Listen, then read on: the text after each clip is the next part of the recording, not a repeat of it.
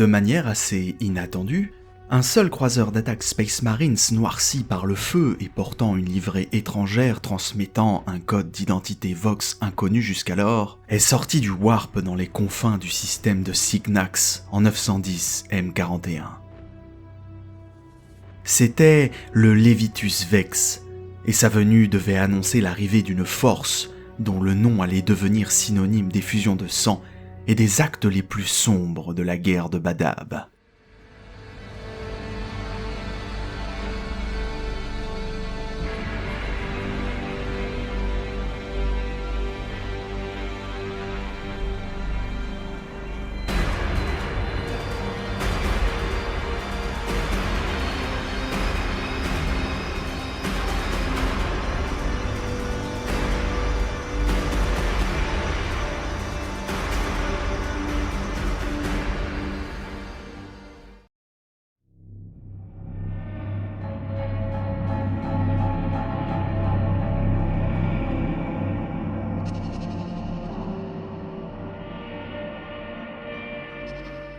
Le vaisseau, entrant en contact avec les navires impériaux qui surveillaient l'espace de Signax, s'identifiait avec d'anciens, bien que toujours valables, protocoles d'autorisation impériaux.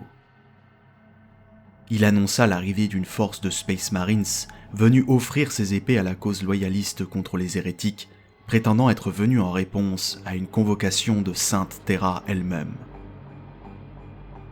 Il s'est identifié comme étant le chapitre des Carcharodon Astra, en utilisant la forme ancienne, et a officiellement demandé l'acceptation et la permission d'entrer dans la zone de guerre et faire couler le sang. Après une certaine crainte, les vaisseaux ont renvoyé des communications au commandement central loyaliste, et sur confirmation que le navire n'était que le précurseur de toute une flotte de navires qui traversait maintenant les désolations de Golgotha. Une députation officielle a été envoyée pour rencontrer le chef de cette flotte de guerre sous le commandement direct du légat inquisiteur Freyne lui-même, afin de s'assurer de ses véritables intentions.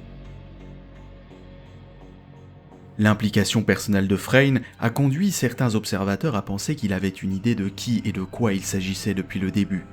D'autres ont fait remarquer que Freyne lui-même avait appris à se méfier de la nature honorifique des Space Marines dans de telles affaires après la trahison qui avait conduit à la mort de Verant Ortis, le précédent maître des Red Scorpions, lors d'une rencontre avec Huron quelques années auparavant. Un événement que les loyalistes ne pouvaient se permettre de voir se répéter. La délégation de Freyne, qui comprenait ses meilleurs serviteurs et savants de l'histoire Adeptus Astartes, avec des gardes du corps choisis au sein du chapitre des Fire Angels et plusieurs vaisseaux de la marine impériale, a rencontré la flotte des Carcharodons en approche de l'étoile morte de Null 17, dans le vide interstellaire au-delà de Signax. Les détails précis de cette réunion sont restés longtemps secrets, connus seulement de ceux qui étaient avec l'inquisiteur Freyne lorsqu'il est monté à bord du vaisseau amiral des Carcharodon, le Nicor. Mais on sait qu'après des négociations tendues et des enquêtes directes, certaines menées sous les auspices des possesseurs de la vérité sanctionnée, que l'inquisiteur Freyne a accepté l'alliance des Carcharodons dans la poursuite de la guerre. Le peu que l'on peut tirer de ce chapitre Space Marines obscur les dépeint comme ayant une étrange et ancienne origine. Et beaucoup d'entre eux semblaient imprégnés de méthodes archaïques et de secrets qu'il valait mieux ne pas agiter. La croisade incessante et perpétuelle du chapitre contre les ennemis de l'humanité, prétendait-il, les avait éloignés des zones colonisées et établies de l'Imperium pendant des siècles, peut-être même des millénaires. L'existence du chapitre est depuis longtemps inscrite sur des pages de l'histoire, et il n'en restait que des traces dans des sources apocryphes brouillées de légendes et d'allégories.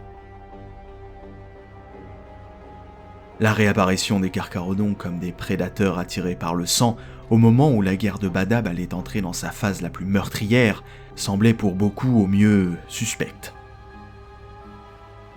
Dès le début, le seigneur commandant Karab Kuln s'est méfié de ces nouvelles recrues des forces loyalistes, surtout au vu des rapports indépendants des Fire Angels qui avaient accompagné Freyne, qui dépeignaient les Carcharodons comme barbares et aberrants, avec peu de choses pour les encenser car ils ne semblaient même pas respecter les dictats du Codex Astartes. L'autorité du légat Freyne ne devait cependant pas être remise en cause, et en vérité, les loyalistes avaient justement besoin de tels renforts s'ils voulaient lancer l'attaque à temps, aussi sanglante soit-elle. Après quelques délibérations, Khuln a envoyé les Carcharodons dans la campagne en cours contre les mondes sécessionnistes et renégats de la Madandimion, afin de prouver leur valeur. La guerre de Badab avait placé le chapitre des Mantis Warriors dans une position peu enviable en l'an 910 M41.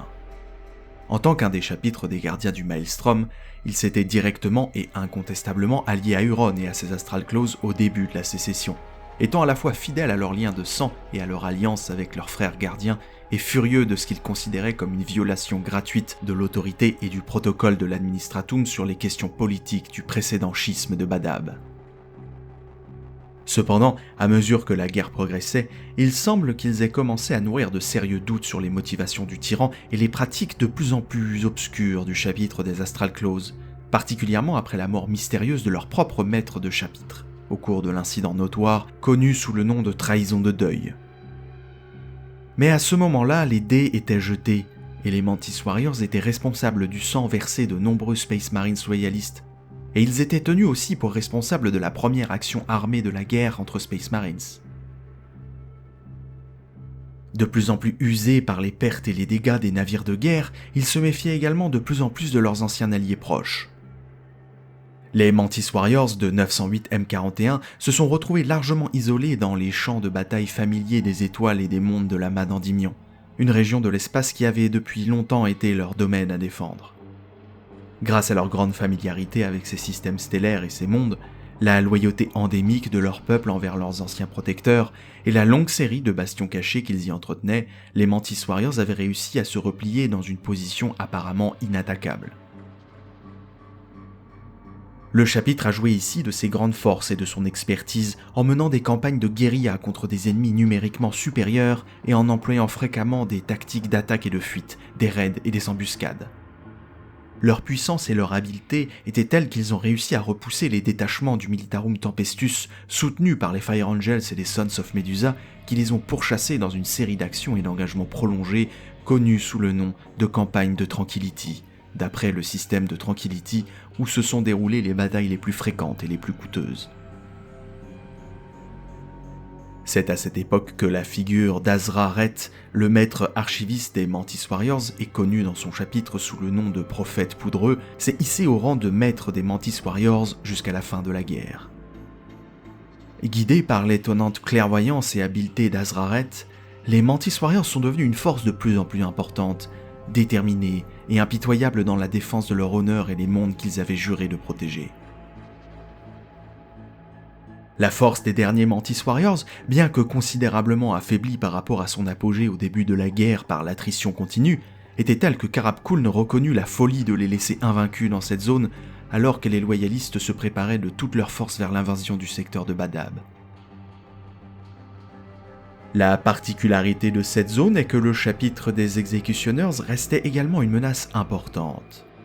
Le Magister Militum avait déjà envisagé un changement de ses déploiements afin de monter une nouvelle offensive contre la Madandimion,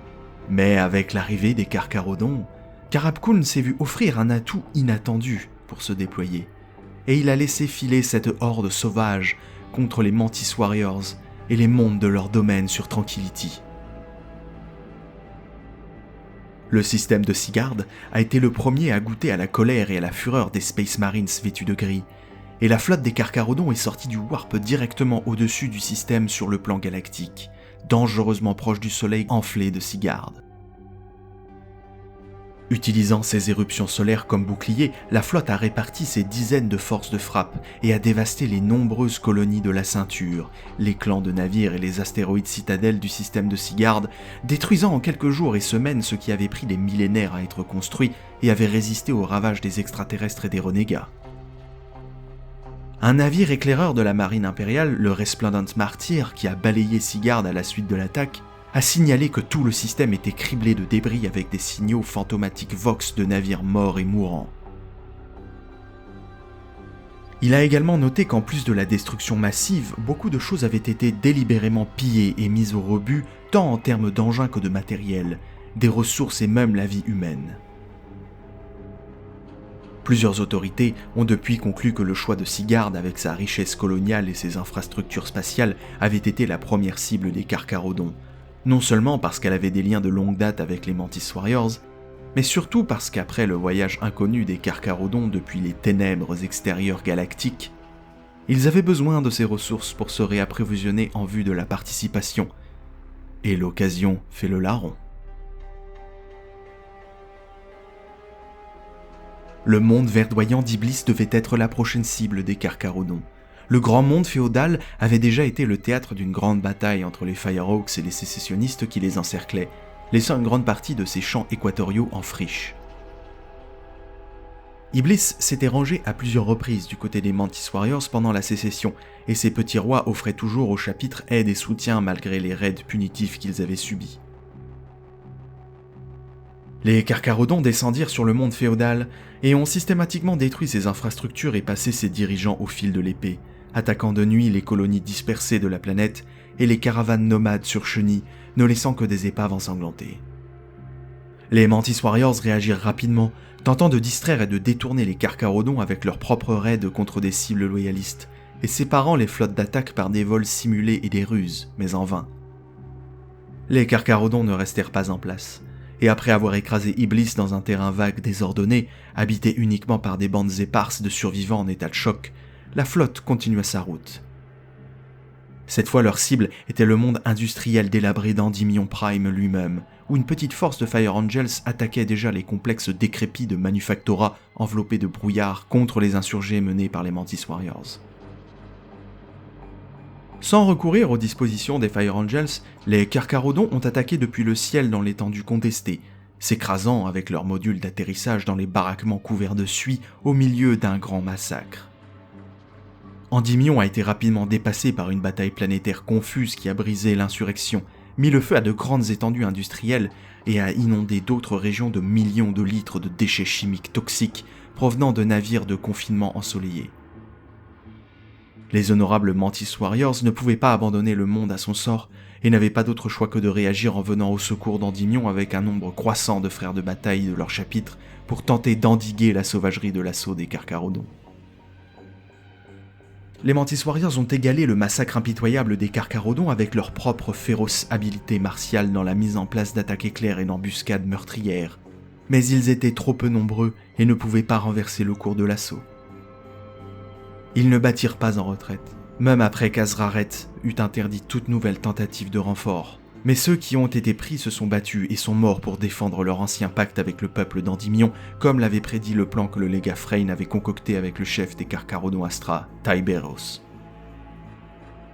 Le schéma s'est répété sur les mondes mineurs de Xalt et l'Argitor, puis sur les mondes jumeaux du système de Tranquility eux-mêmes. Là-bas, les attaques ont détruit l'infrastructure de chaque monde à tour de rôle, laissant des survivants désespérés en vie pour souffrir de leur punition.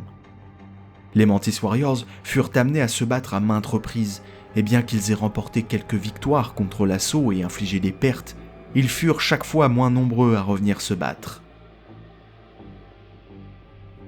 À la fin de 910 M41, leur résistance fut écrasée, et les Mantis Warriors, maintenant épuisés et dispersés, avaient cessé d'exister en tant que force de combat cohérente et efficace. Mais à un prix très élevé. La famine, la maladie et la mort persistante étaient désormais les seuls maîtres d'une douzaine de mondes habités, et des millions de personnes étaient laissées sans sépulture pour pourrir sous les étoiles aveugles. Au lendemain de la campagne de Tranquility, les Space Marines des Fire Angels, ayant déjà participé à des batailles, se sont vus décerner la plus haute distinction de la guerre de Badab, et ayant subi de lourdes pertes, ils ont demandé l'autorisation de se retirer du conflit. Cet acte inhabituel était en grande partie dû à la colère croissante du chapitre des Fire Angels contre les Carcharodons, avec qui ils ont été en désaccord à plusieurs reprises pendant la campagne de Tranquility, et dont ils méprisaient totalement les méthodes. Plutôt que de risquer que l'inimitié croissante entre les deux chapitres loyalistes ne déclenche un conflit civil de grande ampleur, les Fire Angels sont repartis avec honneur dans leur monde d'origine pour reconstruire leur chapitre gravement endommagé, une initiative saluée par tous. L'amas d'Endymion n'étant plus une menace pour les flancs loyalistes, les Carcharodons se sont redéployés, divisant leur flotte pour patrouiller dans les arrières des loyalistes et relever les Minotaurs et les Red Scorpions afin de se consolider en prévision de l'invasion prévue du secteur de Badab. Malheureusement pour les peuples de l'Aman Endymion, les Carcharodons reviendront dans les années à venir pour répandre une autre calamité sur ces mondes condamnés.